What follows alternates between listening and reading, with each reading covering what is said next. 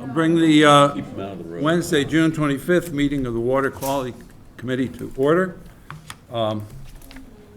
May I suggest, is it all right with members of the board if we do the second item on the agenda first? Because I think it's a no-brainer, and we'll get it over with, and then we allow all these nice people from Wacoit Bay to say whatever they want to.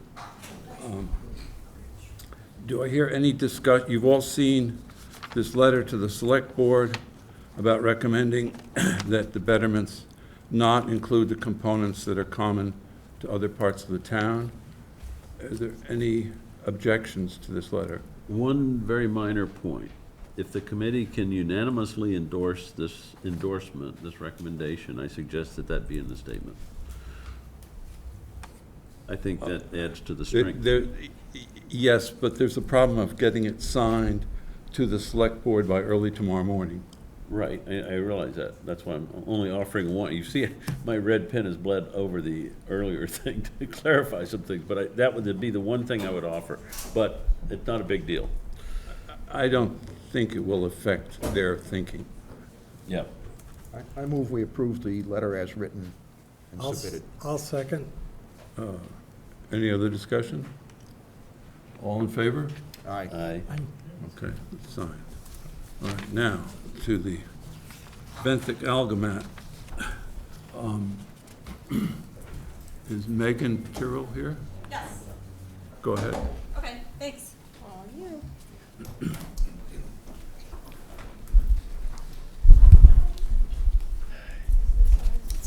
Oh, let me just also suggest, if it's all right with you, that you are doing the technical presentation on what's going wrong over there, and then we'll have plenty of time for comments from the audience about what maybe we should do about it. Awesome. Thank you. And we're going to keep this really brief. So, hi, everybody. I'm Megan Tyrell. I'm the research coordinator at the Wacoit Bay National Estuarine Research Reserve. Many of you are familiar with us. This is my colleague, Theo Collins. And can you hear me? Okay. We are really glad to be here. Thank you for being able to talk a little bit about the latest in a decades-long trend of eutrophication and its effects on Wacoit Bay and similar embayments around our area. I use this opportunity to prepare this presentation to kind of create a living document that I think we will add on in subsequent dates to the 2025 two dates that I have recorded here of this benthic algal mat emergence. This is the only picture that I'm going to show you of the mat emergence, but essentially it's a cohesive piece of the macroalgal canopy that rose off the bottom and became so abundant that it killed our engines multiple times as we were trying to traverse the bay getting researchers to their study sites. I thought it was a boat problem on our part, but it was not. It turned out that the algae was so thick and tenacious that it would continually clog our intake. And after several rounds of having my boat engine died, I called Theo and I said, help, I'm stuck in the middle of the bay and I can't get out. And he was about to jump in another boat of ours and come out and help us, but we managed to revive the boat I was in. So that day I had to take two boats and had both of them die multiple times because of how thick this algae is. So most of the algae was this red Gracilaria tickvii. It is also not new to us. It is, however, tougher substance to it, and so I think that this is the reason why I had this experience that was unique for me. I hadn't heard of other people talking about this previously, of having it stick to the engine intake and not break apart. So the other species that was pretty abundant was Cladophora vagabunda, which is a green filamentous. It's a little bit softer, and that I think would be less likely to clog the intake than the Gracilaria. But I didn't do real diagnostics on this. It was just like an observation as I was continually unclogging the intake. I think the Gracilaria was the major problem. We also had a little bit of Chetomorpha, which is another green filamentous algae in it, in these mats. So we work in Wacoit Bay system. It has been studied for decades. It is so much science has been done here. It's super intimidating, actually, to be a research coordinator at Wacoit Bay Reserve because we have hundreds of publications, and I don't know all of them intimately, but I did read some of them today to try to prepare myself for some background on what we'll discuss today. So certainly eutrophication in Wacoit Bay is very well studied. This phenomena of algal mats is very well documented. And as a demonstration of that, here's one of Ivan's papers, and I think Ken's even a co-author on this one as well. And at the end of this abstract, Ivan says that many of, Ivan Valiala, sorry, I figured that most of you know who that is, approaches to the remediation of the macroalgal blooms may include interception of nutrients at their watershed sources, and perhaps removal by the harvesting of macroalgae or increased flushing to the bay to try to dilute the excessive nutrients that are coming into the bay. Another paper that is really important and that I tried to study in preparation for this was by Linda Deegan. She's a colleague that in 2002 did some macroalgal removal, and she was trying to, in Wacoit Bay, and she was trying to see what the effects would be on fish. That was her major focal point at that time. And she had some really great recommendations at the end of her paper about the effects of the macroalgal accumulations and how it's not the same food quality as eelgrass is, and how we might deal with it. And the one that I highlighted here again is removal of macroalgae, increased eelgrass abundance, water column, and water column and benthic boundary layer oxygen concentrations. So again, two pieces that are talking about perhaps removal of macroalgae might be something that we want to consider for this.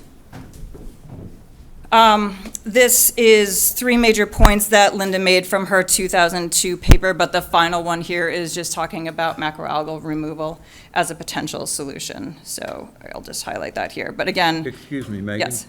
Since you and your colleague just lost your seats, Kristen, is there, no, that's not, you had no way of knowing. And there might be more people coming in. There have been times when there's an overflow room? Does FCTV run that, or? It's too late to do that now. Okay. we'll jump off the hot seat when we can. So anyway, Linda's paper, I tried to reference extensively when the reporter from the Falmouth Enterprise did an interview with myself and some other people for the article that came out about 2 weeks ago, I think. So I'm not going to read you all of these. This is just some of the papers that I read today in preparation for this, and I kind of organized them to show you like 1994, 2002, like there is such a history of this issue in this bay that we certainly can't claim ignorance, right? And maybe there's time to have a different approach. Ivan developed his nitrogen loading model for Wacoit Bay. This is a really famous model. So right here in your backyard. Sophia Fox is a colleague at Cape Cod National Seashore, now one of Ivan's students that talked about the biomass of Cladophora and Gracilaria. And there is a report that was written by Rocky Geyer and Dave Ralston for Wacoit Bay that summarized a lot of the physical characteristics of the bay. That I'm going to reference for a couple of slides now that just talk about the residence time and things like that. So I put in the citation here, and I think Theo may reference this paper, this report as well. Anyway, it's been a helpful summary of the physical characteristics of the bay. So we're very shallow. We're about 3.2 kilometers.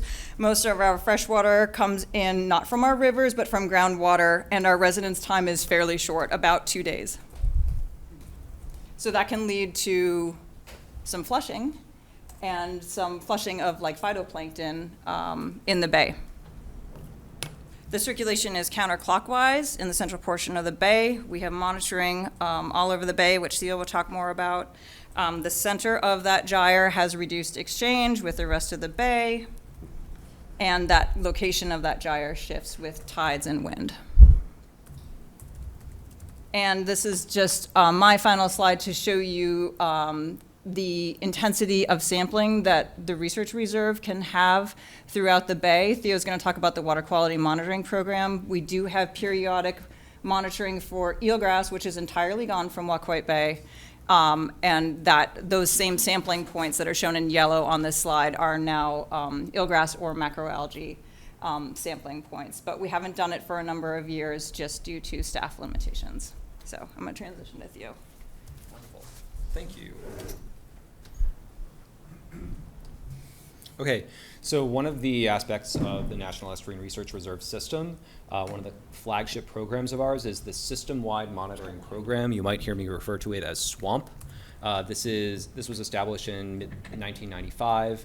It's supported by NOAA and DCR jointly. Excuse me, one of my colleagues said you probably need to use the microphone. Wonderful, thank you. Record otherwise. Great. So the System-Wide Monitoring Program, SWAMP, is supported by NOAA and DCR, the Massachusetts Department of Conservation and Recreation, jointly. We do water quality and water nutrient sampling, salt marsh vegetation surveys, land use and habitat change analysis. The whole point is to identify and track changes over time. So we do continuous 15-minute water quality readings at several different stations throughout the bay. We do monthly water quality, water sample grabs and send those off for nutrient analysis to the SMAST School of Marine Science and Technology Lab in New Bedford, run by UMass Dartmouth.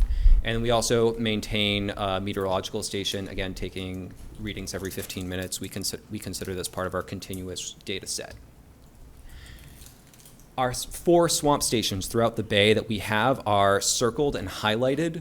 There are 4 of them, but I'll kind of draw your attention to the one that is sort of in the center of Wacoit Bay. That's called Metoxit Point. You will also hear it abbreviated as MP, Metoxit Point. So note that is more or less in the center of the Wacoit Bay Gyre that Megan pointed out before. When we are monitoring doing water quality monitoring continuously, we are monitoring for temperature, salinity, pH, dissolved oxygen, depth, turbidity, as well as chlorophyll A. For our monthly sampling, we collect water, send it off to the SMAS lab. They return data parameters we look at are nitrates, nitrites, dissolved inorganic forms of nitrogen, dissolved organic forms of nitrogen, some forms of phosphate, carbon, and silicate. Then one of the things that we love to do is make this data available to everyone and as many people as possible, as easily as possible. So if you want to get any of our data, you go to our Centralized Data Management Office, our CDMO, which is run by the Baruch School at the University of South Carolina. So back to the algal mats and how swamp data is sort of I'm going to use swamp data to sort of give a little more context to these algal mats. So that we saw them on May 14th for the first time, 2025. So the mats, if you can take a look at the picture, they're floating at the surface, but there are parts of them that sort of dangle down, and it almost looks like they originated from the benthos. And we, again, saw them across central and the northern parts of Wacoit Bay. Eventually, over the course of about 24 hours, they drifted west and landed on the shores of the sort of eastern shores of Washburn Island. The bay conditions at the time, we were seeing pretty warm waters, generally a little warmer than past years. And the dissolved oxygen at the time, we were seeing this sort of like boom and bust cycle, this sort of daily cycle where you end up with super saturated water around mid-afternoon and then crashing down to hypoxic levels at night.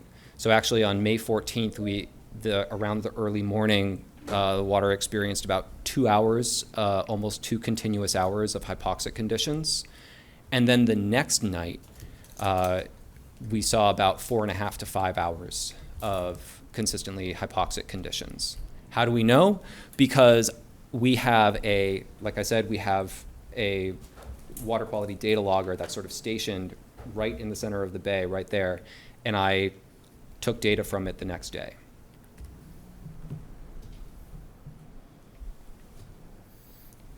The other thing that coincidentally happened is that morning, we performed some water quality sampling. It was time for our monthly sampling regimen. Total coincidence. So when Megan reported the emergence of these algal mats, I called our SMAS lab and asked if they could expedite the analysis and send us the results as soon as they could. They said they could. The data you're seeing is not QA/QC'd. It is very preliminary. But generally, what we're seeing is not a terrifically unusual nutrient concentration. We're not seeing anything like really elevated levels of nitrogen or phosphorus or anything like that. But there's a caveat here. The ambient nutrient conditions would probably affect, phytoplankton on a daily basis. Macroalgae, we're not really sure. So it's nice to have the nutrient data the same day. I'm not sure how useful it is for this analysis. But one thing we did the next day is we went out in a boat and took depth profiles. So we took data with a sort of a handheld logger at several different depths, at the surface and a few depths all the way to the bottom. We did it right at the Metoxit Point station, and then we also took another depth profile at the western side of the bay, close to the shores of Washburn Island. So what we saw doesn't necessarily, again, there's no smoking gun here. The waters look pretty well mixed. The salinity tends to, go up a little bit as you get towards the bottom. That doesn't really surprise me. Something that was a little interesting was that at the Metoxit Point station, when we started getting towards the bottom, we started getting super saturated dissolved oxygen values. Away from the sort of central part of the bay, in the area closer to Washburn Island, where there aren't these sort of as thick accumulations of algal mats, the dissolved oxygen went down as you went down towards the bottom. I'm not super worried about it. In the end, all of this, the dissolved oxygen concentrations at those temperatures led to 100% saturation. There was plenty of oxygen in the water pretty much all the time, from like mid-morning all the way through the day. Nothing, again, terrifically unusual here. But we do have another water quality sampling program. This one is run by our long-term volunteer corps that we call the Baywatchers. The Baywatchers have been sampling, again, since the early to mid-90s, and they sample at 10 points throughout the bay. We have, one of their sampling points is in the far northeast corner of this map here. It's on the Quashnet River. Oh yeah, if you want to, I can help you out here. The Quashnet River here, just south of 28. At Route 28, there is a USGS stream gauge and measuring discharge. And so I embarked on I dabbled in a really quick and dirty, back of the envelope investigation, let's say. So Wacoit Bay has a TMDL associated with it. This is total maximum daily loads. This is established by the EPA and Massachusetts DEP. And they've kind of set a target limit of nitrogen coming from the freshwater source of the Quashnet River to be at about 13.47 kilograms of nitrogen per day. Right now, they're, at least in 2020, their sort of average watershed load was around 20.5, and they were saying, let's bring it down to about 13.47 kilograms. So I said, oh, our Baywatchers data, they're collecting samples from the Quashnet River. We don't, but the Baywatchers do. So let me go back and look at, let's say from 2023, all of the sampling that our Baywatchers did. What were the total nitrogen concentrations that they were seeing? If we can get that concentration combined with our stream discharge from that USGS stream gauge that's just downriver, just a little bit upriver, of the site, I can get concentration data. And so here's what we saw for 2023. The orange line is our TMDL threshold, and our blue line is what I'm sort of understanding as the current nitrogen loads entering Wacoyet Bay from the Quashnet River.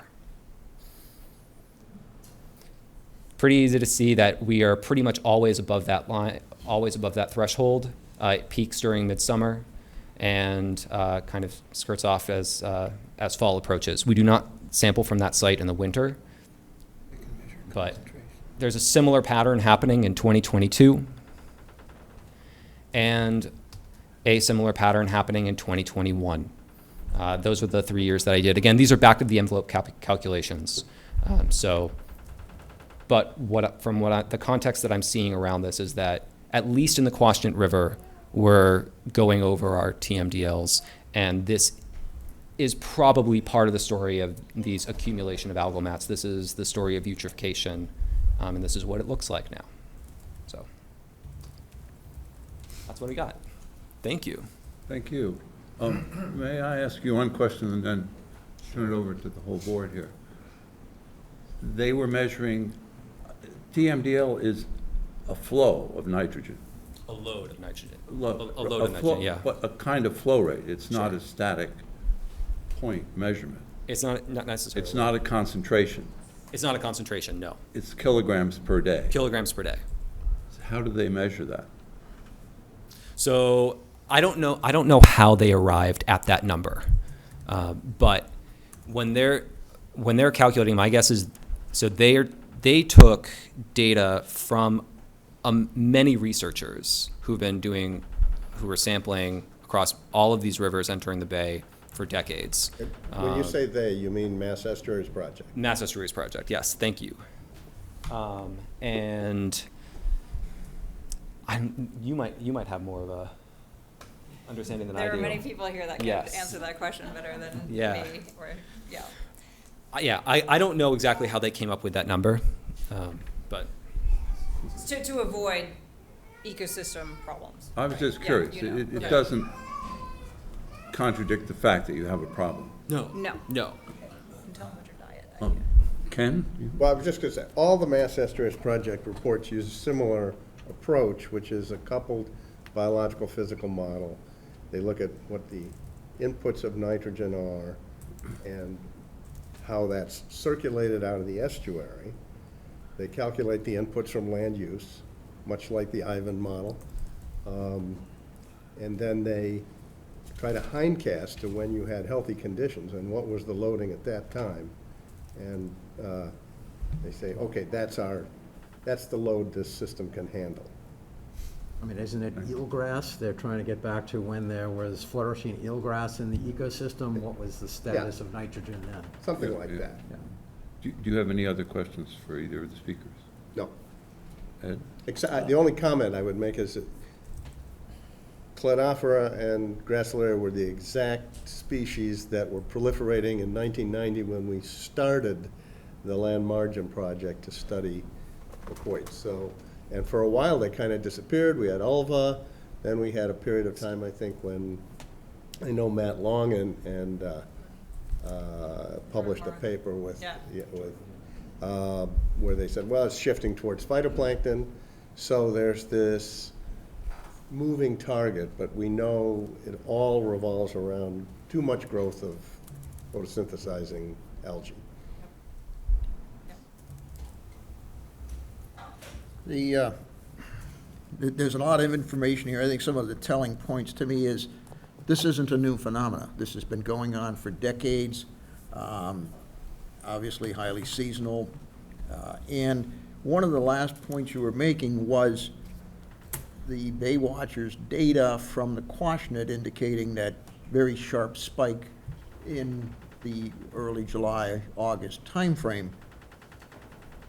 So it almost sounds like, well, gee, there's a problem somewhere along the Quashnet that's really throwing some nitrogen, but I didn't see a corresponding peak of nitrogen in your data for the Bay as a whole entity at any of the other monitoring points. So whatever's going on in the Quashnet is interesting, but let's say we could, magically wave a wand and eliminate that spike, it doesn't seem that it would have an impact on the bay in total, because that doesn't have a spike. So it's a mystery of what is causing this massive bloom to occur periodically like it did this year. Am I correct? Go for it. Well, probably, and right, this is not my area of expertise, but most of the nitrogen is probably coming in through groundwater, not through surface water. So if we were to dry up the Quashnet, we would not be mitigating certainly all of the nitrogen, and that seepage from septic systems, et cetera, is a major source of nitrogen, which is fueling this persistent algal mat. Any theory as to what's causing the load in the groundwater that is upwelling into the bay? And Septic systems. Right, Okay. yeah. When it comes to the Quashnet versus other river inputs into the bay, I think a lot of us haven't really seen a sort of seasonal spike in concentration in the nutrient data, and some of that is just because measuring ambient nutrient levels in the bay, which is more of what we do. So if I go back to our map here, it's a little tougher to see on this map, but let's go for it anyway. Up in the northeast, we have the Quashnet River, and then to the west, we have the Childs River. Those are two of the big freshwater riverine inputs to the bay. We have a station at the Childs River, but it's not terrifically far upriver. It's really bay watchers that can monitor these rivers a little bit better than we can. We are measuring things more in the bay. When we're measuring nutrient concentrations in the bay, that sort of ambient nutrient condition, it's kind of slippery. It's a little hard to see. It's a little hard to expect these sort of clear, distinct, obvious trends.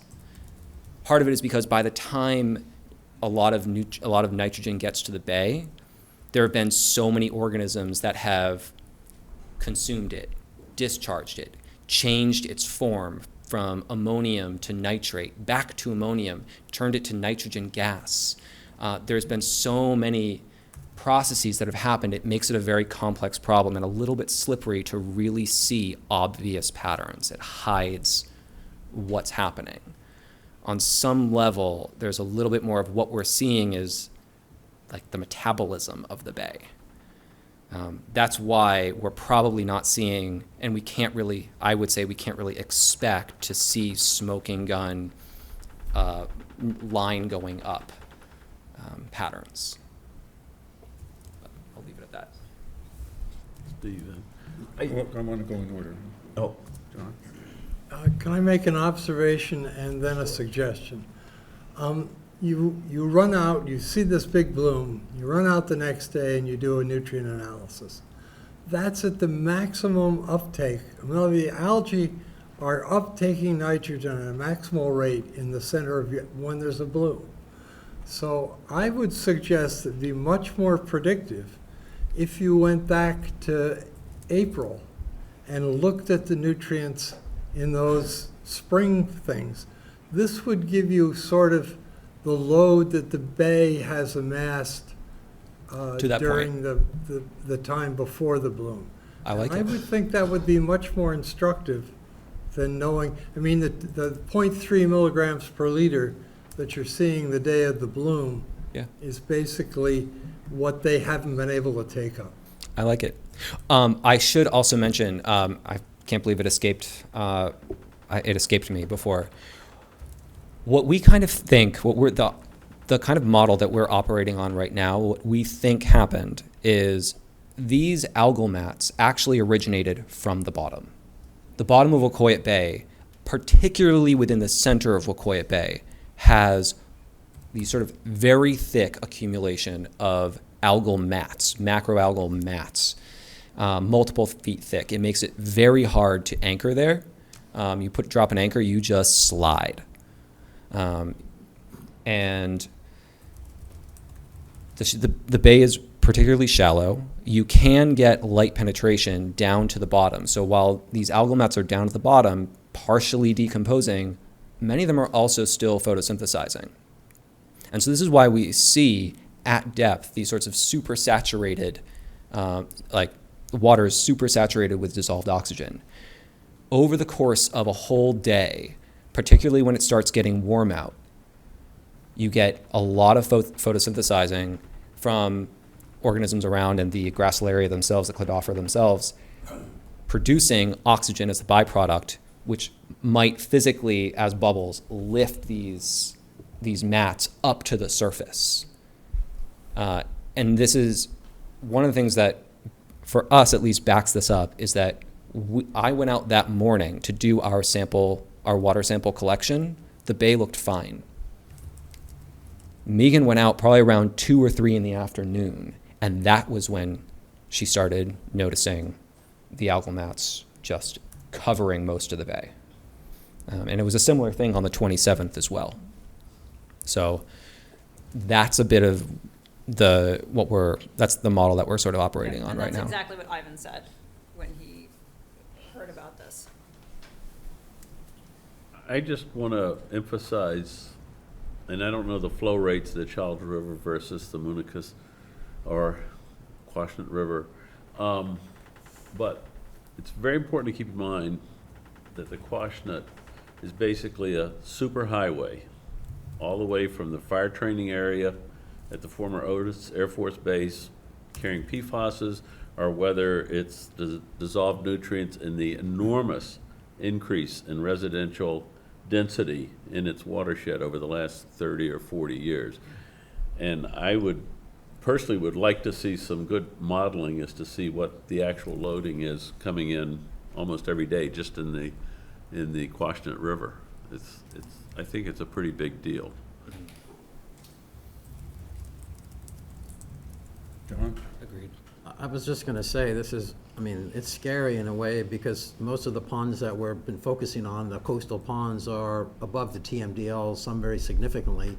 Are you now the leading edge of like what happens when we don't do anything and we allow this concentration of nutrients to go up? And are the other ponds going to start seeing, increases in algal mats? I mean, we do see every once in a while, especially in the summer, I see floating mats on Great Pond, but never to the point where it's interfering with boating or anything of that scale. But are we just, around the corner from where you are? And is that what we should expect if we don't do something soon? Maybe.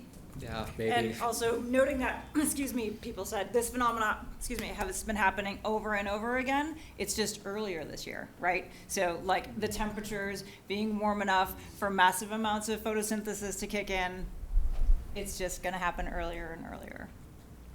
So that's why I'm pointing out that people have looked at this issue for 50 years in Wacoit Bay, have noticed this phenomena for 50 years, and like just tried to highlight a couple papers where people talked about potential solutions, which I know is a major focus of your committee. But. To Jonathan's point about is what you're seeing in Wacoit Bay, what's going to happen to Green Pond, Great Pond, Bourne's Pond. And I think what confirms that is Little Pond, that was sewered about 10 years ago. Little Pond, before the sewering, would sometimes look like a carpet, not like a pond. You'd have this carpet that would undulate with the wind and the tide, and it was there all summer. I mean, it was pretty nasty. It's basically gone since the sewering. We've had a little bit of mat algae this year. We hadn't seen it for a couple of years, but there's some extraordinary, I think, temperature and moisture, wet spring type of things going on. So I think Jonathan's spot on that if we don't take action, it isn't going to get better by itself. And we do see, and Dr. Foreman here has been taking a lot of data in Little Pond at what's been happening since the sewering, and it's extremely encouraging. The groundwater has got less nitrogen in it. the pond is much healthier, the clarity, see fish in there. I watched a horseshoe crab walking along the shore earlier this year. I hadn't seen that. I've been watching that pond for 30 years. The other thing that I found interesting that you mentioned was what's on the floor of the bay, that benthic layer. And maybe part of the phenomena is that's just getting worse and worse, and now you start to reach a crisis point where it's not sustainable as a bay, it's just starting to blossom heavier, earlier, and last longer. I don't know what the feasibility is to scrape the bottom and remove massive amounts of that crud.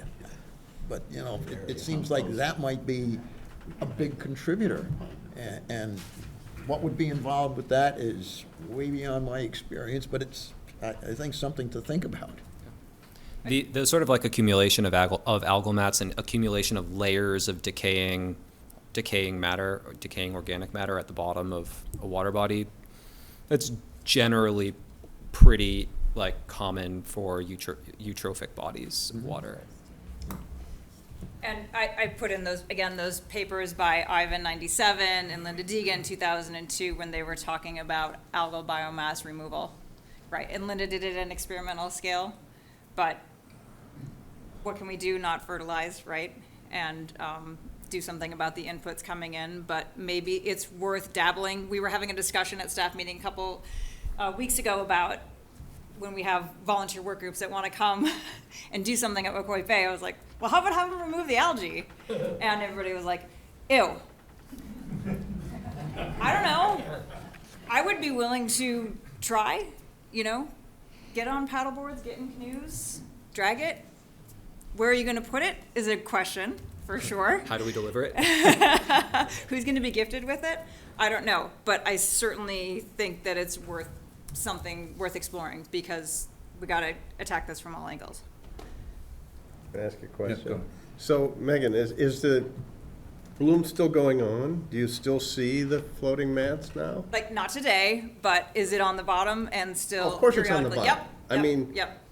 My first exposure to Wacoit Bay, again, and back in 1990, we dove to the bottom as far as you could see in every direction. There was a mat this thick of cladophyra and gracilaria.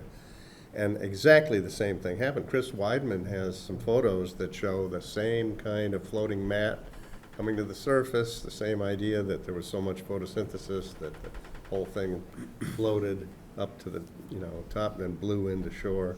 So there's nothing new here. It's just something about this year does seem, the climate conditions, whatever, to be encouraging growth of algae, because just comparing last summer to this summer in Little Pond, there's a heck of a lot more algae in Little Pond this summer than there was prior year. Who knows what? It's really hard to predict these things. Yeah, I mean, even kind of backing that up. I mean, I've been here. This is my third year. Third year? I can't remember. I've been here for a few years, and I've never seen it. This will be at least my third summer, and I've never seen it before. I think. I'm on my 9th, but I'm doing more boating now than I used to do. But also, I guess I just want to, we're here because we contacted some people about this, and we hopefully are a nexus for communication about issues in Wacoit Bay. But our impacts personally at Wacoit Bay are minor. It was some operational issues, but the aquaculturists, the homeowners, the Airbnbers, right, that could have people unable to recreate in the bay. This has obviously big economic implications for people that live in the area, and Recreational shellfish. yeah. So, The town's general plan, as I think everybody here knows, is to try to remove the nitrogen. And I think basically most of the people in the audience are saying, yes, do it, but do it faster and cheaper. But they'll get a chance to say that, or something else. Do you have any suggestions other than that? Other than that it costs too much and we're doing it too slowly, are we doing anything else wrong? would not be so arrogant as to suggest y'all are doing it wrong. Just trying to be here, reflecting on what we saw.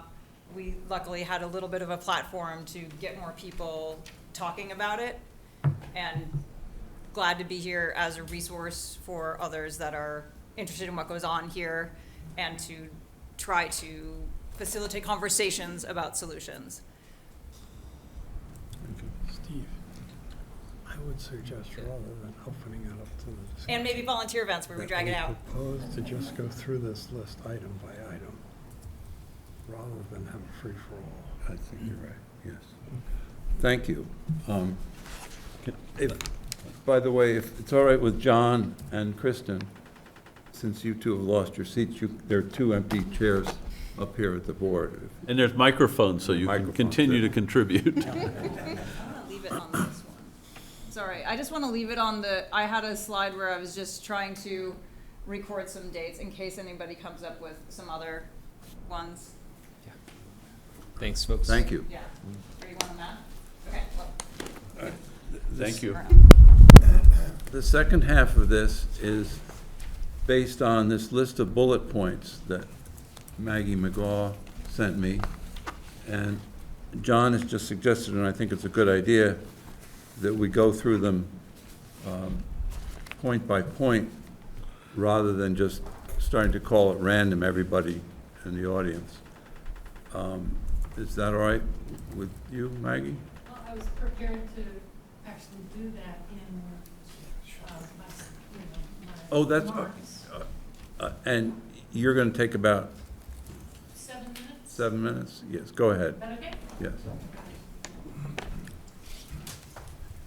I am Maggie McGaw, resident of Waquoit and a member of the Board of Citizens for the Protection of Waquoit Bay. I want to thank the committee for making time for Megan and Theo to come and tell us what they've seen. I want to thank you for giving Citizens for the Protection of Waquoit Bay the opportunity to speak. And I want to thank everybody in the audience for showing up to express their concern. The issues, as you know, with Waquoit Bay are serious and getting worse. And the message we've been getting for years has been that Waquoit Bay's problems will be addressed in due course as the town moves from west to east with its sewering projects, and that we can't expect any substantive improvements in the situation until 2035, 2040, 2045. So we were very encouraged to see Steve Rafferty's comments that the photos that Megan took, were a wake-up call, and that waiting 10 years to ameliorate the degradation of Waquoit Bay is not a good plan. I also want to thank you, Steve, for the invitation last week or the last meeting to say, to give you our list of recommendations of what we think, what CPWB would like to see the Water Quality Management Committee do. As Steve just mentioned, we sent an email to the committee last week with a bullet point list, and we're happy to share that with anybody who'd like to see it. I'm not going to recite every detail that was in that. Let's keep this moving along. So first request that CPWB would like Waquoit Bay to be moved into the first group of watershed plans to be presented to the DEP in January of 2027. Waquoit Bay is the only designated area of critical environmental concern in Falmouth, and so accelerating the plan would move the implementation forward by a year, which would be significant. We want to see the WQMC encourage a full range of homeowner-initiated residential wastewater improvements. So in addition to IAs and UD, we would also like to see an embrace of composting toilets, incinerating toilets, blackwater and graywater systems, all of which remove 100% of nitrogen and phosphorus from a home's toileting system, and which could be implemented tomorrow, especially in seasonal homes, of which there are a great many in the Wacoit Bay watershed. I would also say that CPWB would be very interested in teaming up with the WQMC, the Freshwater Ponds Advisory Committee, MassTech, and other local environmental organizations in mounting a public education campaign about this, because we believe that many residents in town don't really know what the options are. And we think we could work with you to try to improve that condition.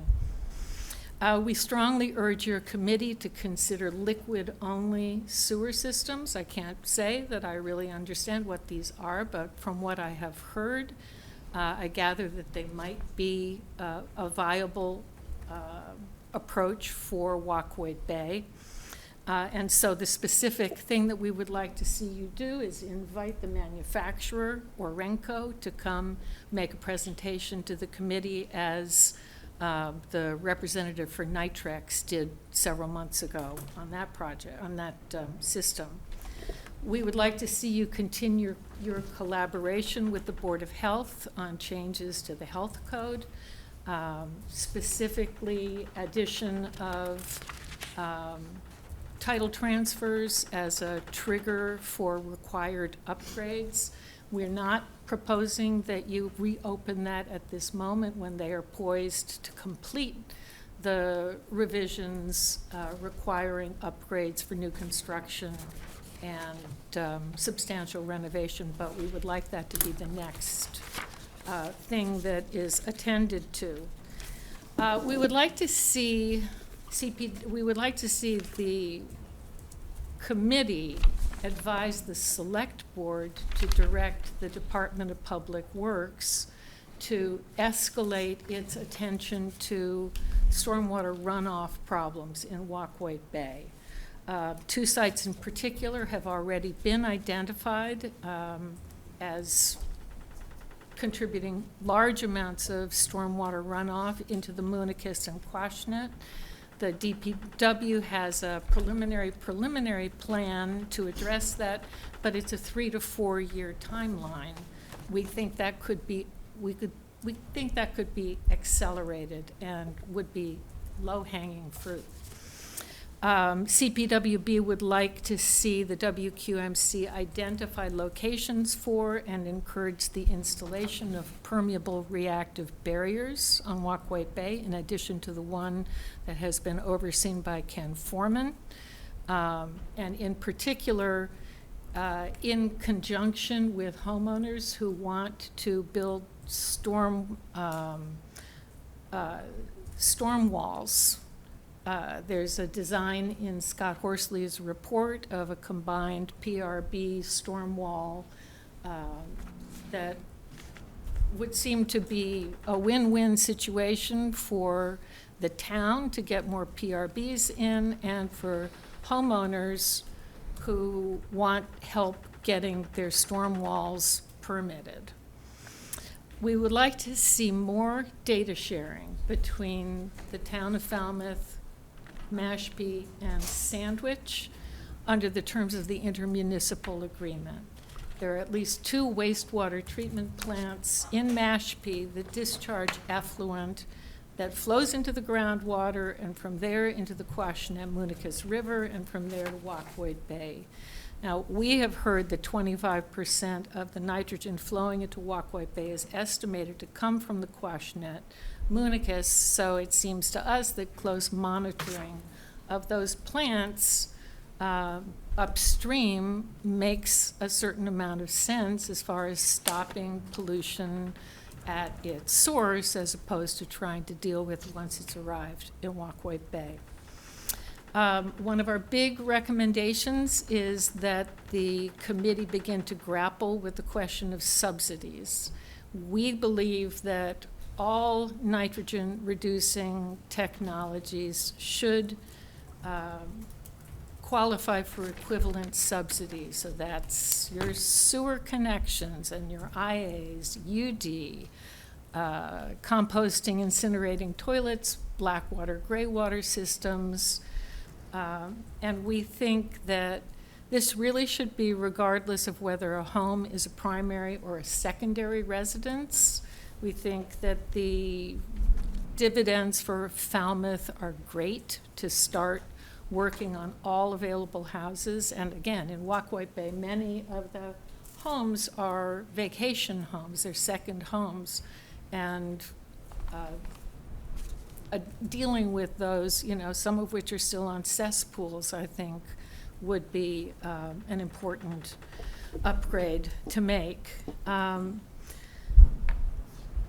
And, you know, finally, when the subsidies, we think that the most generous subsidies should be provided to the earliest upgrades that are made. That, you know, when a homeowner says, I'm going to replace all of the toilets in my house with a composting toilet system, we think they should get help because that's going to immediately begin to make a difference.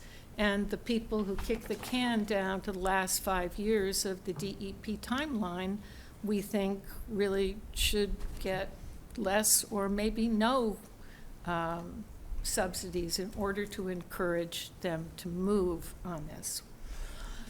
We want to see all available nitrogen-reducing strategies reflected in the watershed plan for Wacoit Bay. So that's sewers, IAs, UD, composting and incinerating toilets, stormwater remediation, permeable reactive barriers, black water, gray water systems, aquaculture, fertilizer reduction, and any other new tools that come around in the next few years. We believe it will take a multifaceted approach to begin to restore the health of Wacoit Bay. In closing, I just want to say CPWB is a very strong supporter of the work that the WQMC is doing. You've undertaken a massive job to create the watershed plans for the entire town of Falmouth. And we know you have a lot of constituencies clamoring for your time, attention, and town resources. But I will say that, you know, East Falmouth has been waiting patiently, and Wacoit Bay has been degrading. You know, a lot of us in this room feel real emotional connections to Wacoit Bay, but there are cold-blooded reasons that militate for action urgently, you know, some of which have already been mentioned, that, you know, there are real estate values that are degrading as the bay degrades. The shellfishing community, these people rely on a healthy bay for their livelihoods. And, you know, summer visitors come and fuel the local economy. All of that is at risk if the bay's ecosystem is allowed to collapse. So our overarching request is for a timeline for Wacoit Bay that reflects greater urgency. We need to take concrete steps sooner than the DEP plan will require, because we don't have till 2045 to start fixing Wacoit Bay. Thank you. Thank you. Thank you, Maggie.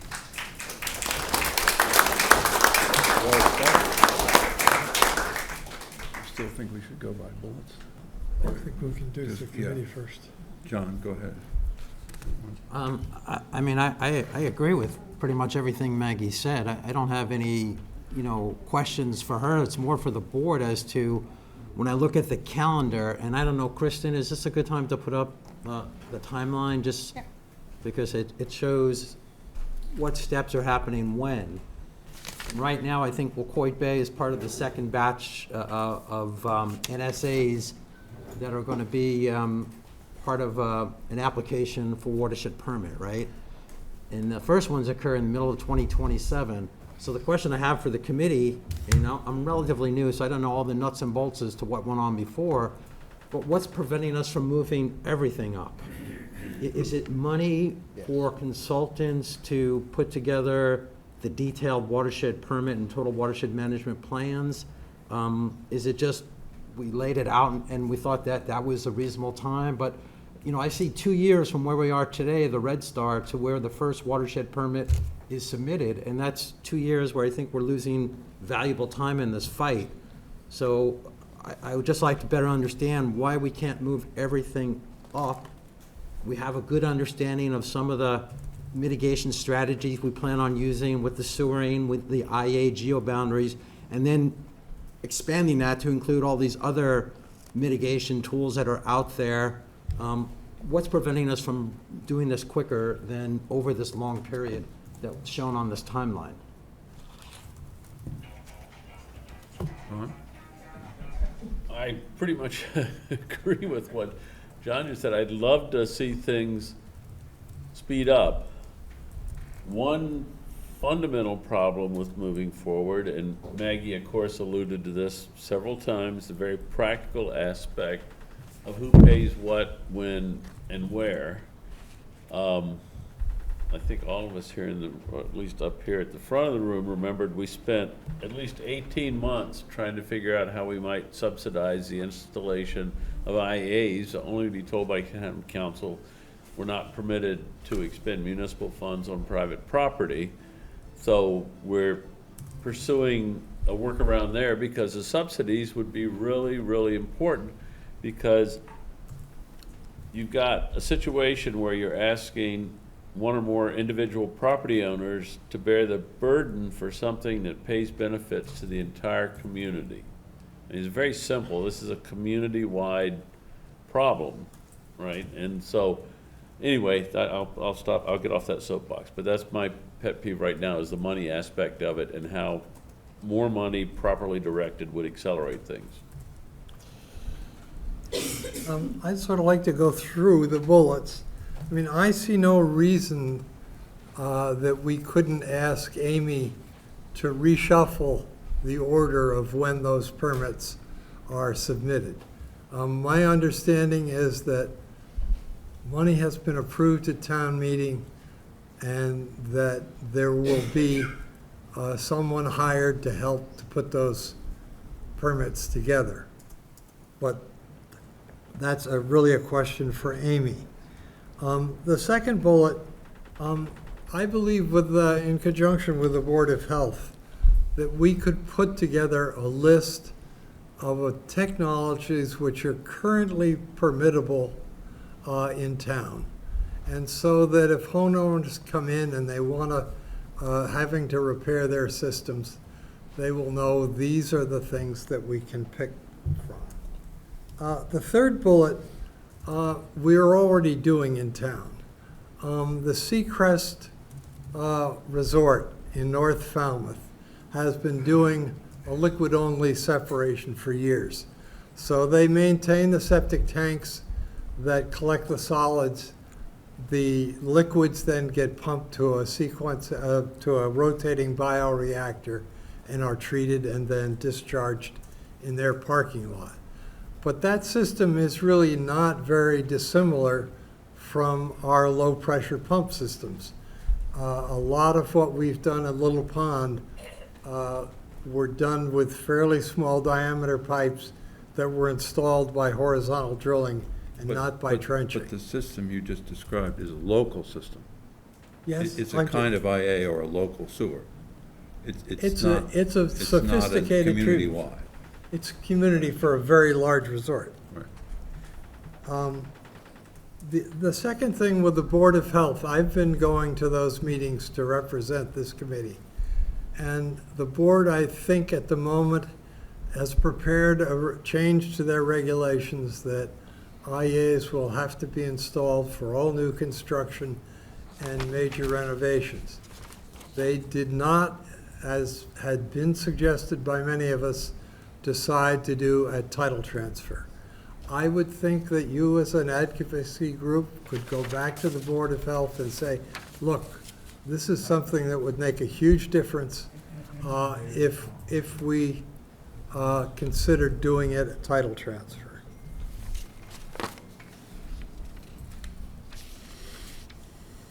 The stormwater thing, I think, is, again, an issue with the DPW. One of the things that, talking about reactive barriers, there's a very old observations that have been made in the wintertime around these coastal ponds. There are areas on the coastline that never freeze. And those are hot spots of groundwater being introduced into embayments. And I know that Ken probably knows that that's been done around McCoy Bay, and it can be determined that this might be a really good place to think about a reactive barrier, because there's a lot of groundwater coming in from this area. So that would just be a suggestion there.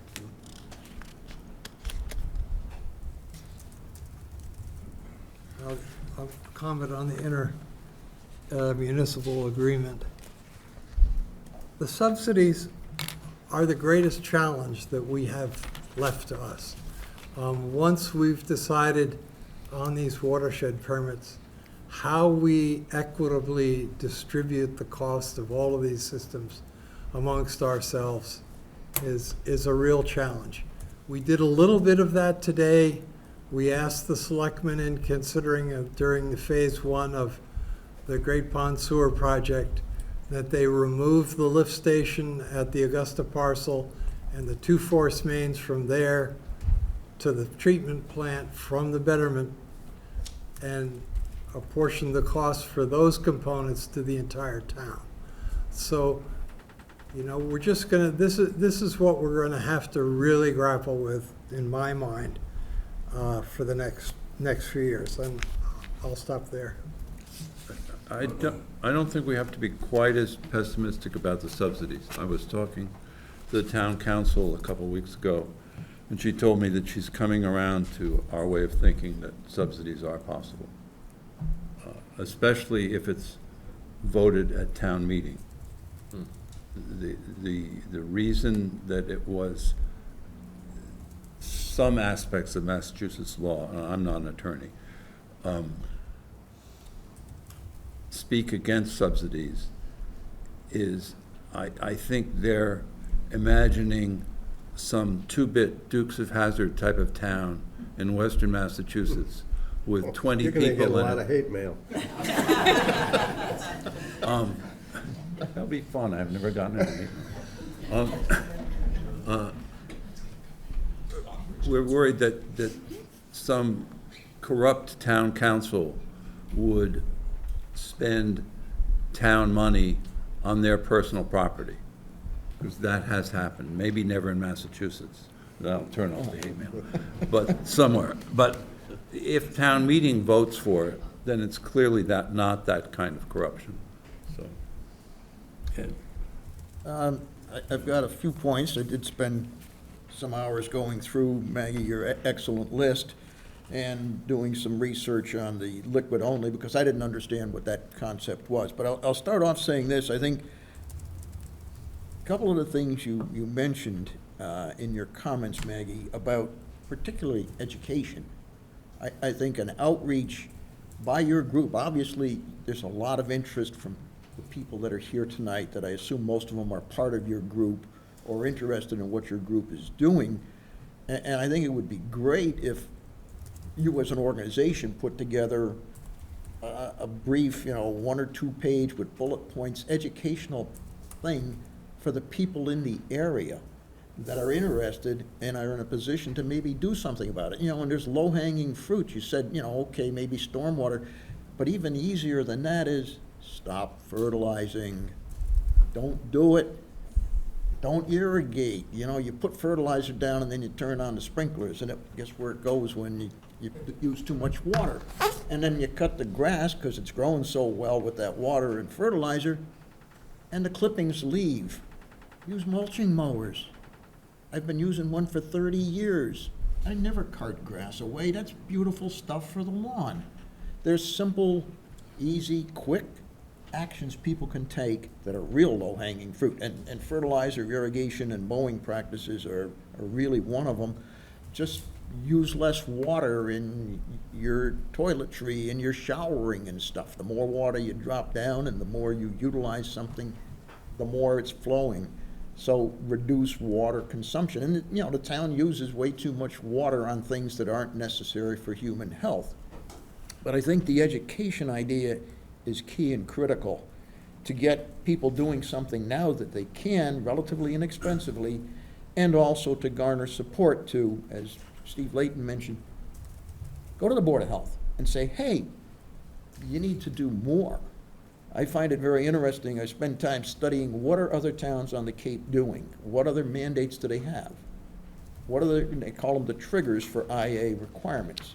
The most stringent are on Martha's Vineyard, where there's a timeline trigger, there are title transfer triggers, with a whole bunch of caveats that you mentioned in your excellent analysis, Maggie, about, well, if it's within a family, that's not really a transfer, the wealth isn't there as the new buyer or the seller to put in a new system. But they have a number of transfers that are very stringent. Mashpee has recently put some in, Eastham, Wellfleet, and they have some excellent websites on their Board of Health and the town website subsections where you can see what other towns are doing. And I think it'd be great. I think we're way late. We've been talking about it for a couple of years, IA mandates. One of the nice things about an IA mandate is if it's mandated by the Board of Health, it becomes eligible for the state tax credit to upgrade that system from a Title V or a cesspool to an IA. So you're immediately eligible for up to $18,000 of the cost, which is half or maybe a little less of the average cost for a simple installation. So I think Board of Health is key in kicking this thing off. There's still houses coming before the boards in this town that are in the watersheds and that are gonna put a new Title V in. Ludicrous. So use the mass of people you have, and I'm sure there's more that didn't make it tonight, to say, hey, we gotta get off our bum and start doing this, and we're late, so let's do it now. I'm gonna not try to tie up the whole meeting with my things, but, I'll go through it quickly, a couple of your points, because I think they were great. I think the first one about changing the time scale of when is Wacoit Bay in the queue. Part of the reason for it is geographic. We're marching east with pipes for sewering, but that doesn't mean other things can't be done. My understanding is the schedule that we have up here is accepted by DEP for, okay, that's good, Falmouth's got a plan. What it would take to revise that and get DEP approval, I have no idea. But again, I think Steve mentioned Amy's probably the best expert on that. Wastewater upgrades, the thing, so many issues come up with that. And you've been to many of our meetings where, okay, you tell somebody you got to put in an IA. Well, what happens if they're due for the sewer in 10 years? How do you smooth that out so they're not hit twice in a 20 years time frame? So there's so many issues associated with that, and we've debated them for the last couple of years I've been on this committee. The liquid-only sewer system. I spent a couple of hours on Renco's website to see what is this, how does it function. What I came away with is it's basically a grinder pump without the grinder pump. You have a new tank that's anywhere from 1,000 to 1,500 gallon capacity that is creating an anaerobic environment to help decay the solids. And your liquid overflows, goes through a filter in a lower volume pump than a grinder pump, and is pumped through small diameter, just like a grinder pump. We have had excellent results as a town with the grinder pumps, going back to some of the Woods Hole installations that John's familiar with, and most recently, the 10-year plus experience on Little Pond. They really work, and they eliminate the need for a tank that has to be pumped with some regularity. Orenco says every 10 years. The recommendations for Title V tanks are more like 2 years, so I don't know how they get around it. The way I read it, there is no leach field anymore. What happens in the event of a system failure? Where is that liquid gonna go? There are some issues I see with it, and looking through their very detailed cost analysis and comparisons, it's pretty even between a grinder pump and an Orenco system. comes out about as a wash for all practical purposes. So it's interesting, and, you know, it's worth considering, but I think we've kind of been there and taken a direction of, we're going with grinder pumps, and it is a more easy thing to install. Talked about, you know, Board of Health Code, that was page 1, 2. PRBs, John, I think, made a great point about the hotspots. I think Mashpee, I don't know if you've talked to Mashpee, because you mentioned their contribution to Wacoit Bay from 2 little plants, basically. They're in the middle of first stage of sewering and actually have a treatment plant. What are they gonna do, if anything, about those underperforming existing plants? I think we can ask them, but boy, people that live in that area with this number of citizens can really get a community's attention. I won't go into anything else about cost, because we've been debating that for a long time. The last thing I'd say is your comments about what should be in the plans as far as, you know, alternative septic systems, IAs, PRBs, aquaculture. That is what we put in our plans. That's exactly right, and you listed, I think, everyone I could possibly think of. Yep, that's what we do. That is what goes into these plans, and it is time-consuming and expensive to put them together, and I will leave my comments at that. But in each case, we have to figure out the optimum combination for Right. each watershed. Economic and feasible, yes. Yeah, I mean, the great comments and a great set of proposals. The challenge, of course, is putting it together in a way that is cost-effective, is not redundant. Obviously, you don't want to have someone spending a lot of money on an IA if their house is going to be sewered, or if there's a PRB immediately downstream or something like that. So I think that's the challenge. I'll just comment a little on the PRBs, because I've been advocating for that since 2006, 7, somewhere in there, when we first saw the results from our PRB, and actually went to the town wastewater superintendent and said, I got to show you this. It's really impressive. I think we could try to do this in Wacoit, you know, along seacoast shores. That probably was a naive view, in the sense that there was a lot of technical issues with getting a functioning PRB at the right depth, understanding the direction of groundwater flow. And we've been exploring that with some test PRBs, you know, one here off Shorewood Drive, for example. The technology has advanced. Ours is based on wood chips. Now it's possible that we can do injections of emulsified vegetable oil, which is a different kind of carbon source, but perhaps easier to put in place. But you can't do that too close to the shore. DEP doesn't want oil slicks forming if the oil leaches into the surface waters. So there's just a lot of issues like that. But I think John does raise a really good point, that we can visualize, using temperature surveys, either during the warm season or the cold season, either one, where a lot of fresh water is seeping in from the shoreline. And that could help us identify where we might want to put a PRB, rather than just the whole length of seacoast shore. You know, maybe there's a few areas that we really need to focus on. And the fact that you guys are all here advocating for this or concerned about it might be just the push needed, because obviously any of these solutions cost something, and so it's got to get through town government to get funded. So even if you're going to just do a study to determine where to put a PRB, that's a costly thing. So thanks for bringing that up. Maggie, do you have any idea what fraction of the population of the Wacoit Bay watershed is in this room right now?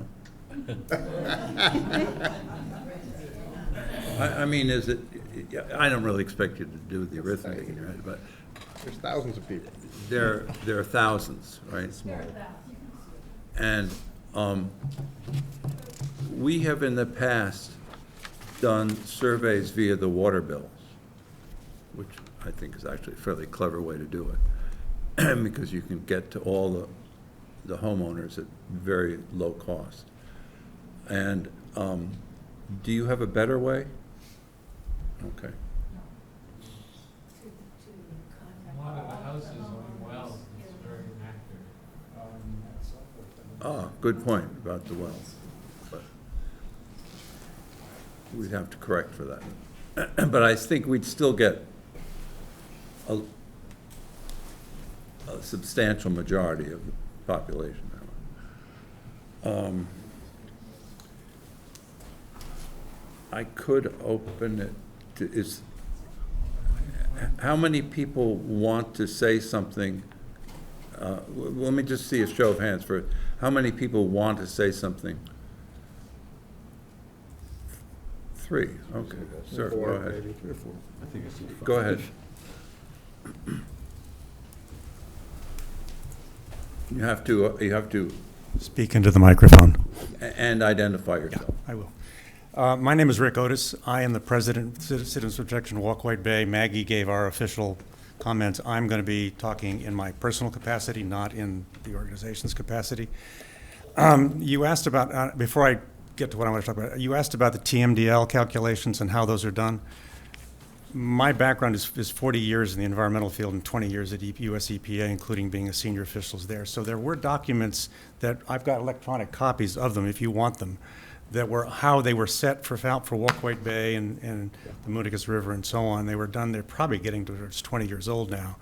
But they're available if you want to see how they were calculated and who calculated them and so on. I don't remember the organization that produced them. Do you have any? Yeah, so we can get them if you really want to know that.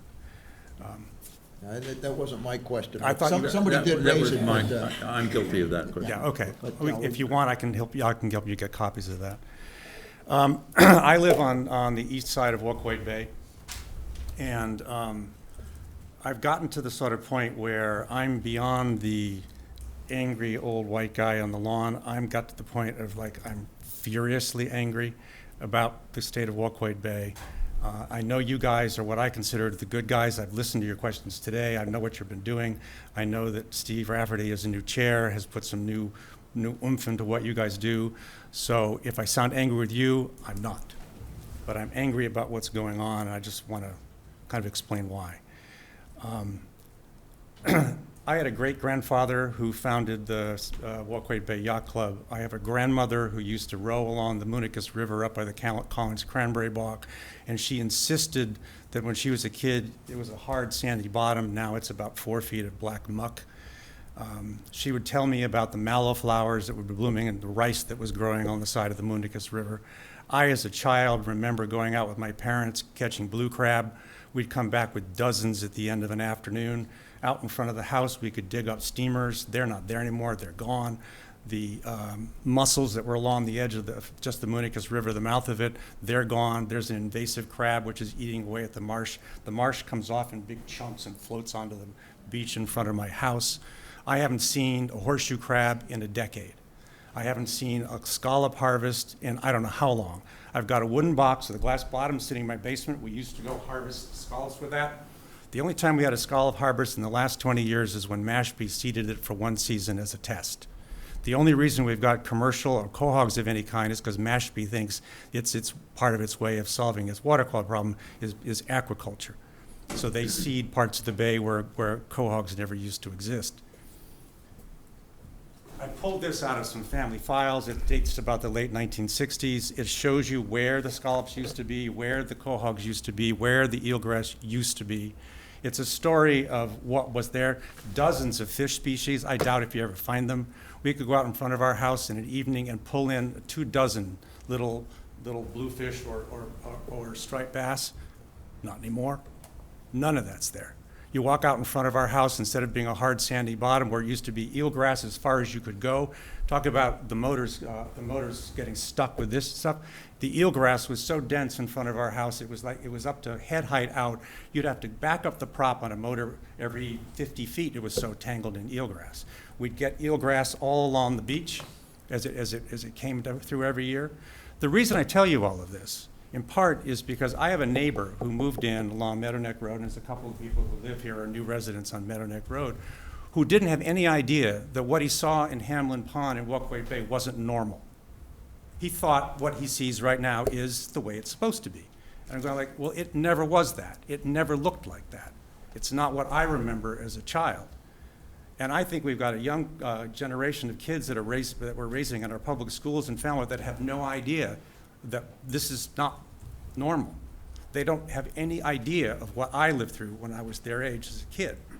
And so the notion that we might not get to dealing with Walkway Bay until 2035 or wherever it is, I'll be dead by the time that bay ever comes close to looking like everybody in this room will be dead, before it ever gets back to anything close to what I remember in 1965.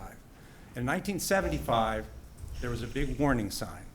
Out in front of our house, instead of the eelgrass, there was eelgrass beds and the eelgrass along the edge of the marsh, there was a huge algae mat. It was about this deep, that went from the high tide line out about 50 to 75 feet. It was this ugly green mass. We'd never seen it before. Everybody was like, what the hell is this? And I noticed in your guys' chart, that was about 1975, the first report. That's about when it was. It was about this thick, and it rotted, and it sat there all summer, this stinking sewage mess. And that to me was a gigantic light bulb going off. Something's wrong here, folks. The town of Falmouth continued to permit new housing construction. It provided fresh water, drinking water supply. As soon as they put drinking water pipe over the Municus River Bridge, the Meadowneck Bridge, to provide all the housings that are now along Meadowneck Road, did anybody ask what was going to happen to all that sewage that was coming out of those septic tanks? No, but we provided public water supply to them. But at the time, the knowledge of what was going to happen to that sewage was well known. Lake eutrophication, that was a well-known science by 1965. So none of this was a surprise. So what I'm angry at is I'm angry at the towns of Mashpee, Falmouth, Sandwich. They did it. They knew it. And if they didn't know it, they should have known it. It was known science. I mean, I'm studying it in college. These people are public officials. They should know this kind of stuff. And they permitted all these things. And now we have this bloody mess. And so I apologize for being a little bit angry about this, but I really am angry about it. And so I'd urge you guys, I know you got a complex problem. I read your minutes. Maggie comes to your meetings. I read the minutes. So I know, and your agendas. I know everything that you've been doing, and I applaud you for it. I just ask you to do a little bit more, and I ask you to just be a little bit more angry. And there are those of us out there that are willing to help you when you need a little public PR, and you need some stuff. The last thing I will mention is we've talked about this in our board meetings. To go a little bit beyond your notion of a couple of pages of documents and stuff, we've actually talked about things like homeowner's guide to an IA system. There's a person who built a house brand new last year on Secaucet Island, and I said they put an IA system in. Why did you do that? Because we thought it was the right thing to do. So our thought is to find somebody to help us write a couple of homeowners guides too. If you're going to build a house or expand a house, these are the questions to ask your contractor. Ask them what would it take, what would it cost, and so on. Right now, my suspicion is most of these homeowners building a lot of these houses or renovating old ones have no idea what to ask. So we're thinking almost exactly what you're talking about, but kick it up a little bit and make a nice little glossy brochure that says Homeowner's Guide 2, and then a series of. Can I make it one? So, Could I just comment on that Yes. very issue? The Board of Health has already done that. When you come to get a septic system, a new thing, your engineer is required to sit down with you and tell you all the various options that there are. And you, as a homeowner, have to sign that you have actually been taken through that discussion. And then you get to choose the system that you plan to install. So the board has really got that, made a big move in that regard. does that happen early enough in the process with the contractor that it could matter, or is it? As soon as you hire an engineer, before he can present a plan to the Board of Health, you are required, the engineer is required to sit with you and go over the various options. And you as a homeowner have to sign that piece of paper that you have seen and chatted with your engineer, and that the choice you have made after having that discussion. Good, I didn't know that. That's actually very good to know. There's one last thing I want to mention to you is in this particular little book I dug up is from about the 1960s. It has a map that shows you where the quahog population in Wacoit Bay was. Most of it, and where the harvesting there for commercial purposes was, most of it was either side of the main channel exit out into the Sound. And pretty much of that is because the Army, when they used the island for a military base, they dredged that channel and they dumped the dredged spoil on either side. There were no quantities, certainly commercial quantities of quahogs on the eastern side of Wacoit Bay, which is essentially Moonacus River to the Secaucet Island mooring field. But there's an awful lot of commercial quahoggers there now. And that's in part because Mashpee puts out the little seed every year. You can see them casting it out. My only comment to you is someday there will come a point where the water quality might get to the point where it begins to sustain eelgrass. And that whole area was one massive, dense eelgrass bed. And you could walk through it and you could barely get your boat through it. As they do it now, with those big, huge bull rakes, they go from the, I stand in front of my house and I watch them.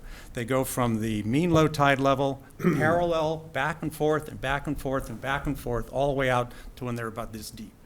I call that the equivalent of plowing a cornfield in Kansas. If you continue that technique, and you continue to do that in areas that traditionally were eelgrass beds, you will never restore the eelgrass, because you rip it up. You just see, every once in a while, I see a little piece of eelgrass, and go, oh my God, with roots on it. Where did this come from? Didn't know we had any left. But if the only thing I would suggest is if you're looking at aquaculture as an additional tool for removing nitrogen, you're going to have to wrestle with the point in history, and we will all probably be dead by that point, but you will have to wrestle with that kind of commercial aquaculture, and that kind of raking the bottom is inconsistent with restoring eelgrass beds. And somewhere along the line, somebody's going to have to say, we're going to have to stop commercial scale harvesting in big chunks of Wacoit Bay if you want the eelgrass to come back. That sounds, that's something that I don't know anything about personally, but it sounds like a totally reasonable point. I would suggest that you talk to Chuck Martinson, because it's not fair to use the word subcontracting, but because he's taken the initiative on this, but we've sort of delegated that whole idea of aquaculture to his department. I mean, we trust him. He's not under us, and he's not being paid by us or anything in that sense, but as part of the solution, that's his area of expertise. And I'd be very interested to hear What he says what about it. comes out of a conversation when you mention that to him. I will let you know. Thank you, guys. Mr. Otis? Yes. The pink book. Yes. Let's get your hands on that. That looks great. Sounds great. It's called having parents and grandparents and great-grandparents that are marginal hoarders. Good. None of us have ever experienced cleaning out our parents' house before. I was going through my parents' house, throwing stuff away and not throwing stuff away, and I came across this and I said, well, it's a study of the marine resources of the Wacoit Bay Eel Pond estuary, and it just shows you where the scallops used to grow, and they're dated 1967, so this is where the quahog distribution was in Wacoit Bay, and this is where like a dozen different fish species being caught. This is where the scallops used to be, and so on. So I'm looking at it, going through and saying, this is where I was a kid. I remember there's water quality, temperature data in here, and so on. So it's a nice little document. Produced by the Division of Marine Fisheries, Department of Natural Resources, Commonwealth of Massachusetts. So, It'd be great if you can scan that somehow and get it out to the broader population. yeah. If you want a copy, I can. Yeah, that'd be great. Okay. Thank you, guys. Thank you. Good evening, Wendy Berry with Coit Landing Road. I'm just trying to focus on action now. We have all these great people in here that are very interested in this challenge. And I'm wondering what came out of this meeting that we could actually do something about in conjunction with you. And I apologize, I'm not 100% clear on what you folks are working on now and how you organize all that. But I feel that between the different groups that are here, we could coordinate and try to do something. And so a couple of things that I heard today was the runoff going into the bay, working with the DPW. Is there anyone on your committee that is looking at that now? Because to me, it seems like there's a few of us that could help with that. I've worked with the DPW just a little bit on runoff problems. I know my friend Kathy has done it as well. Maybe that's something we could take on as citizens. So I'm just asking if there isn't Well, maybe. certainly you can contact DPW separately. I apologize, I'm just the vice chairman, I'm filling in because Steve Rafferty couldn't be here today. And I haven't paid as much attention as I should to the interactions with other groups and so on. What you're saying sounds very reasonable. I will talk to him and Amy to find out which of them is already talking to DPW about that. That'd be good. It seems like your committee, I would think, is somewhat of an organizing committee, and, you know, you prioritize water quality challenges, and then you make recommendations to other town committees, and all I'm saying is, gee, wouldn't it be great to connect with the groups? There's many groups here, I think, that are so interested in Wacoit Bay, and I'm sure you have it in the other water bodies as well.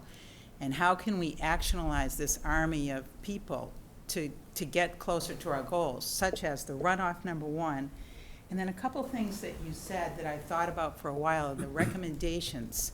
We have a lot of recommendations. Please don't fertilize. Please don't use water irrigation. Please pump out your septic systems.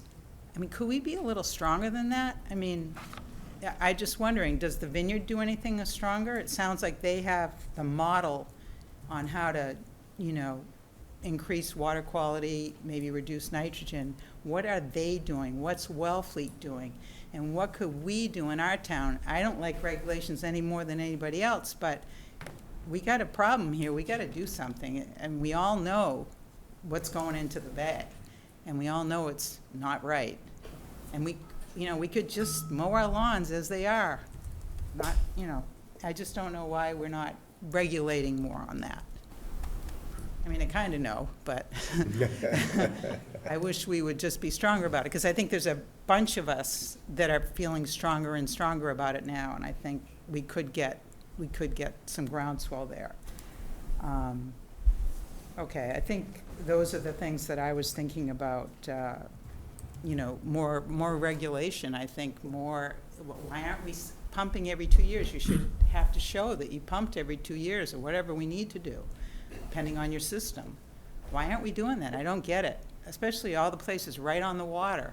You know, it's anyway. Thank you.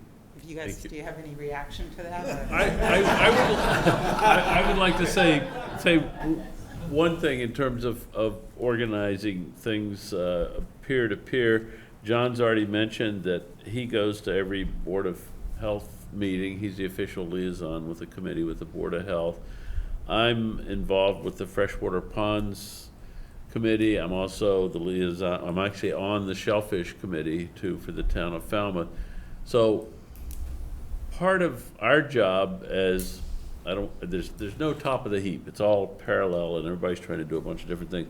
But one of the most critical things that I feel this committee does is look at the big picture and try to sit down and sort through and figure out what might work. And sometimes it seems like there's a lot of wheel spinning that goes on. Yeah.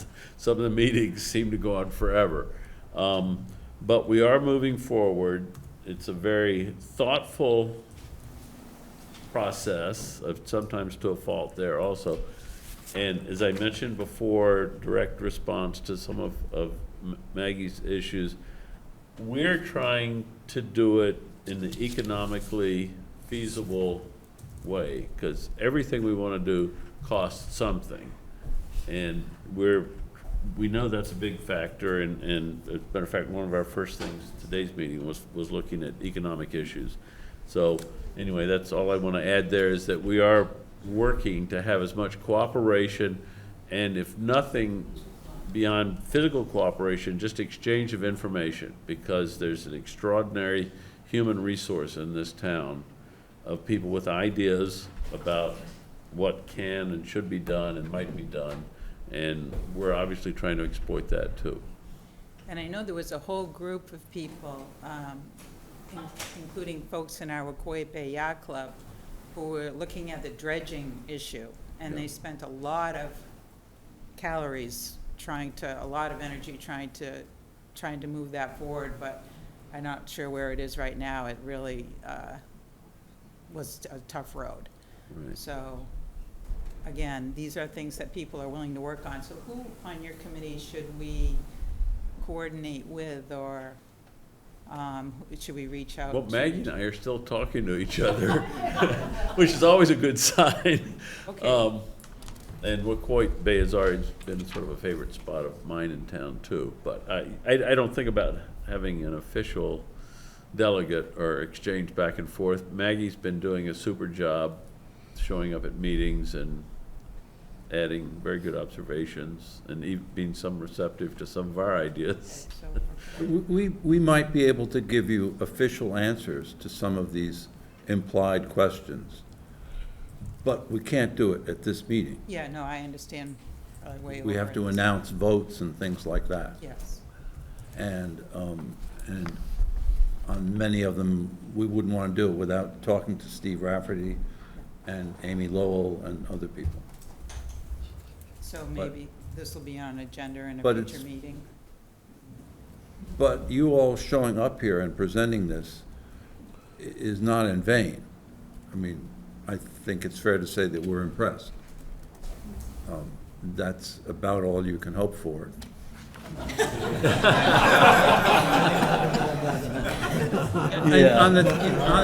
on the next hour.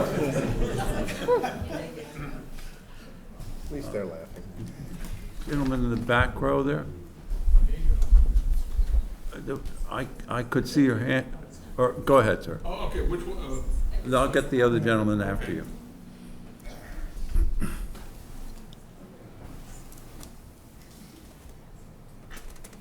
Tom Leo. I live on Jericho Path, but I was interested in some of the other subjects. But on this subject, one question I had is, the previous gentleman had said that the entrance was dredged by the Army or the military during World War II or something like that. And I noticed if you look at the aerial photos, there's a lot of scouring that goes on in there. And what it looks like is when the water comes in from the different tidal effects, there's a short circuiting of the water goes in, so there's a mixing that is not, that takes place.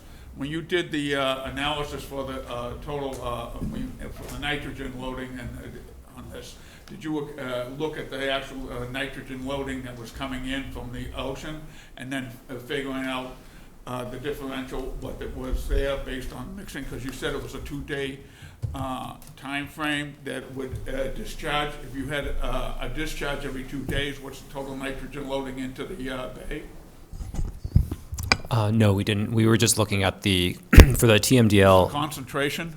For the TMDL analysis that I did, we were literally just looking at the Quashnet/Municus River. No, but what I'm asking is if you took the total bay, you know that it's discharging every 2 days in total, then what is the nitrogen loading based on that volume? I didn't do those calculations. That's from the TMDL that was developed, in 2020? Yeah, that's the discharge in. But I'm asking, did you come up with an amount that's actually going in? From Vineyard Sound Water. Do you understand what I'm getting at? Not. Imports versus, you're talking about imports versus exports? Yeah, so you have a total discharge of this, and it's going out every 2 days, so therefore the concentration of nitrogen is this. How much loading do I actually get? And the other thing I was going to say is that especially if they dredged a channel, which it looks like you have a fairly long channel going in there, and it had some construction. If you're short circuit, you're not actually getting a uniform discharge. It's mixing into the sides. So if you came in slower, you actually get the fresh water going out. So it's not mixing. You actually have a more uniform discharge continuously out to the ocean. Some of it may still just be sitting there because it gets pushed to the side because it's so rapid coming in. I was wondering if any of that was looked at. Not my area of expertise, but we have pretty low tidal current in the bay. So When you look, I understand the bay. I'm not looking at the bay, I'm looking at the inlet. And the inlet is, I'm not sure how wide it is, aerial dimensions. But when you start to get that differential elevation, there was a period of time when that would be coming in at a fairly rapid rate. You might, be going at 4 feet per second, and it would project in. Instead of if it had a very wide mouth, it would actually go under the fresh water, and the fresh water would be going out in the low. yes, potentially. So the inlet's been stabilized for a very long time, and one of the solutions that Ivan Valiella mentioned in one of his early papers, and other people have thought about, was changing the exchange of water for Wacoit Bay with Nantucket Sound. Yes. Because that was something that was helpful in Chatham when they had a new inlet breakthrough with a storm. And in some ways, you would be able to take back, if the nitrogen loading is coming in from the fresh water, the ocean water, the salt water was coming in underneath and not contributing to the nitrogen loading in the soil. Yes, but there's relatively low freshwater input to the bay. These rivers themselves are pretty low flow, and the majority of it coming in is groundwater, and it mixes pretty rapidly. We don't have a freshwater lens that is not mixed with the saltwater. There's just too much. It's too shallow. It's too windy. It's not stratified by salinity, right? So I think the concept that you're talking about Yes. here is not in reality what is going on. No, but when you have groundwater coming in actuality, the groundwater has a gradient up, and then the surface of the groundwater comes in because it can't come in to the salt water because there's I too think much we'll have to density. this is getting too I thought specific. that's what this was about. No, I have Did I to miss that? move it along. Huh? It was a reasonable question. I don't think that you're going to get more of an answer here. I'll try to get one for you Okay, and get it to you via Maggie in a couple of weeks. okay, but the reason I was asking that is that if you made it so that the salt water could come on underneath, you would be getting a better discharge of fresh water out. I understand. Okay, But and that's possible to do. But Tom, can I just it- real go ahead. quickly say that Wacoit Bay is so broad and so shallow that the primary mixing forces there, I would say, would be wind rather than tide, because the tidal amplitude is very, very low. And I think almost all the time, the bay water is vertically homogeneous, which means it's just been thoroughly mixed, top to bottom. There's very little stratification, except right at the shoreline where you have these springs. You'll see fresh water sitting on top of salt Yeah, water. But that's a very small scale process. When you channelize it to come in, Sir, I have to call on trying to other people respond to that. to do everything I in the didn't meeting want to on be shut time. off for a minute. Can I just respond to that, if you If don't it's mind? quick, if it's quick. Thank you. If you channelize it and it shoots in, that's called short circuiting in the system, and that'll go in. If it's wider and it's allowed to go underneath, it will do that, even though it's shallow. Thank you. Yes, ma'am. Very quick, and I'll sit here for the point of, No, you have to be up there. oh, good. This is just a point of clarification. I had the same question, Identify yourself. Susan Anchor, and I live on the Moonicus River. So I had the same question Wendy did, and I'm just asking for your advice. She suggested, is there any way we can do more than just suggest nicely that people not fertilize, get IAs and things like that? Would that be directed to the Board of Health as opposed to you? And if so, do we write them letters? Do we request time at their meeting, or what? That's just a point of advice. Steve, can I ask a comment, make a comment on Yeah. that? How many of you are town meeting members? That's what I was going to say. One. Because that is the venue that can enact Pay, I was, town legislation that can address these things. That's what I was gonna say is pay approve the attention, budget. pay attention to who your town meeting members are. I know who they are, yeah, we Well, don't. ask yeah. them how they stand on different issues. And Okay. ask them how they vote. Okay, so there's, But, you Very know, few people do that. Falmouth is a true democracy that way, and more action, more involvement is one way to get there. Steve, can I answer this point? Go ahead. Got a young friend of mine who's doing some kind of IA software system that's really peculiar and weird. But one of the things it's able to do is to tell me if I draw a map, a line around a certain part of town, I can tell you how many houses, how much their taxes are, how many of them registered to vote, and so on. It's a neat little thing he's produced. One of the things I've done is drawn a line around all of the Waterquoit Bay estuaries south of Route 28. 65% of those houses are not registered to vote, which means they're most likely to be 65% of those houses are second homes. So that to me means an awful lot of people paying property taxes who do not have access to town meeting, who can't go, who can't vote, and have no way to express their opinion as to how their tax money is spent. So just, The only they ones can that still- matter are the ones that do vote. Well, they can still be advocates. I mean, that's why I'm doing this. yeah. Matt?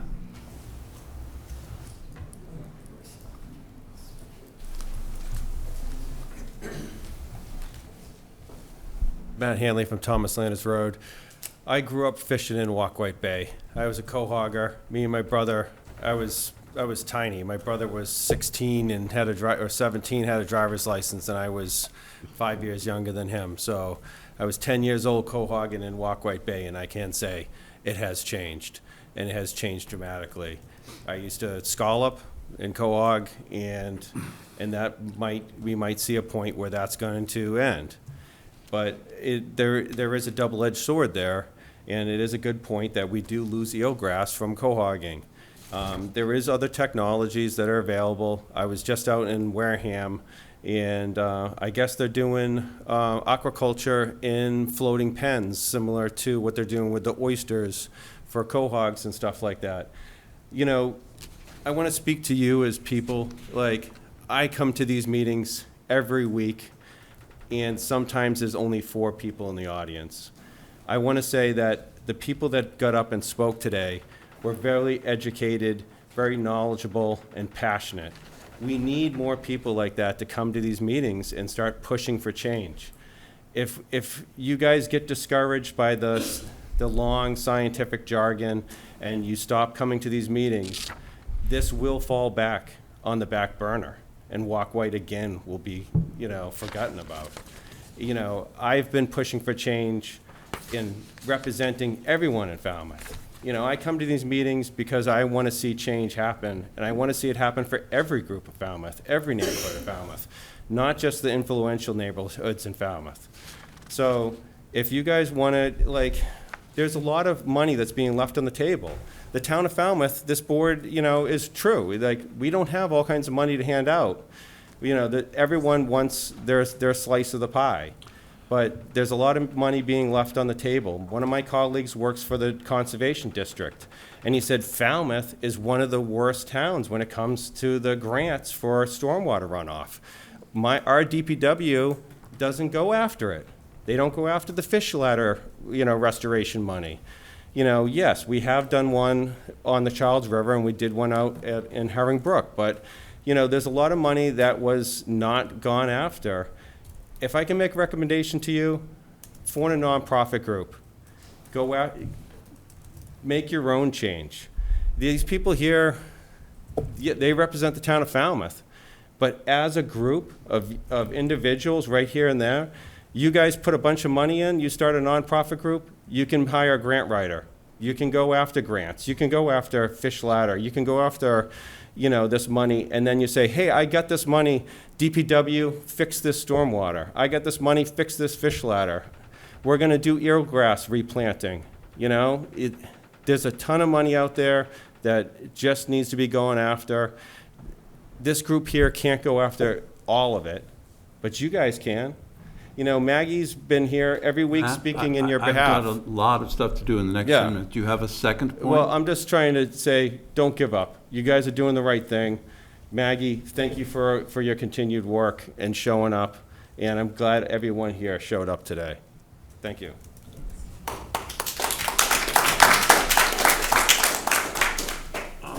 Is anybody else? Anyone on the committee or? I have one suggestion. Look at the Board of Health's agenda. They have not yet finalized the regulation on IAs yet. And when you see that come up on their agenda, appear and tell them that you would like to make some additions to those regulations. May I just quickly respond, just to say, we've talked about that, and our feeling is that the most important trigger to be addressed right away is the new construction and substantial, renovations that result in additional flow. And we think, let them finish that, because they're getting very close, rather than reopening it and prolonging that debate for more months.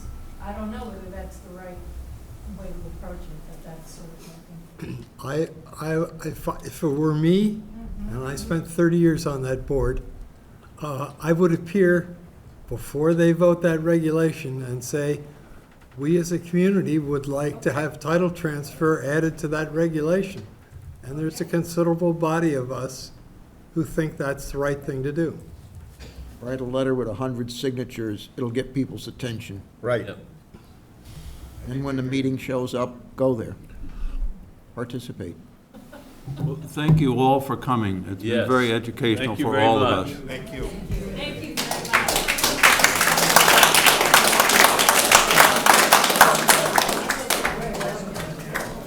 Can we jump to number 4, the minutes of the prior meeting? Thank you. Thank you. Here we go. You did a great job. You're welcome. Thank you. Okay, Colonel Stuff. at least take that permanency. Thank you. Thank you for that time.